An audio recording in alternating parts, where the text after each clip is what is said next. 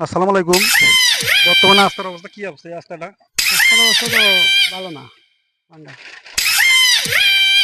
ভাঙ্গা রাস্তা? হ্যাঁ, রাস্তা মানে গাড়ি চালানোর মতো না, ভাঙ্গা রাস্তা। ওদিকে রাস্তাটা ফাঁকা করে দেওয়া হয় কেমন হবে জিনিসটা? তো ভালো হয়। কোন জনগণের কাছে কোন আপনি সবাই ভিডিওটা পাইব। জনগণের কাছে তো মনে করেন যে মানে রাস্তাটা পাকা করে দিতে হলে আমাকে গাড়িও চালাইতে ভালো হয়, গাড়ি ঘোড়া চালাইতে ভালো হয়। কোন জায়গা বাড়ি আপনার? বাড়ি সিলেট। সিলেট।